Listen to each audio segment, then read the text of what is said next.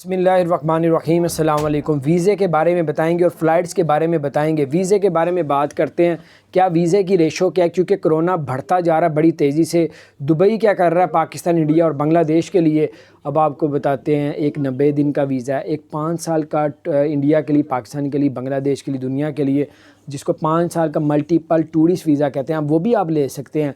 और 30 दिन का वीज़ा भी ले सकते हैं। जो बड़ी तेज़ी से लग के आता है वो 30 दिन का लग के आता है, और दोस्तों थोड़ा सा लेट सोच समझ के देते हैं वो 90 दिन का देते हैं। और बहुत ज़्यादा जो सोच समझ के दुबई यूएई जो वीज़ा दे रहा है वो 5 साल का दे रहा है और लग भी रहे हैं। वो चाह रहा है कि टूरिस्ट वहाँ पे आएँ, उनकी इनकम, उनकी जो बड़ा नुकसान हुआ 1 साल पीछे 2 साल कोरोना की वजह से, वो पूरा करे। क्योंकि अब वो कह रहे हैं कि हमको ये फ़्लाइट्स वगैरह बंद नहीं कर रहे, वीज़ों में भी आसानियाँ पैदा कर रहे हैं। अभी फ्री लांसिंग वीज़ा भी शुरू कर दी है।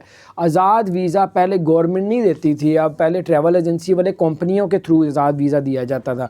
अब दुबई हुकूमत ने पर्सनल आज़ाद वीज़ा इशू करने का ऐलान किया है, जो 7,500 दिरहम का होगा। अजमान ने आज़ाद वीज़े का ऐलान किया है जो 6,000 दिरहम का। इसको फ्री लांसिंग वीज़ा कहते हैं। फ्री लांसिंग वीज़ा यानी कि आज़ाद वीज़ा। अगर आप गूगल में जाके या यूट्यूब में लिखेंगे तो फ्री लांसिंग वीज़ा दुबई लिखेंगे तो बाकी डिटेल्स आ जाएंगी। गूगल में जाके देख लें, या GTRF के दफ्तर या ICA के दफ्तर, तो इससे आपको बहुत काफ़ी फ़ायदा होगा। तो ये कुछ अपडेट थी, मैंने कहा आपसे शेयर करूँ। अपना ख्याल रखें, चैनल को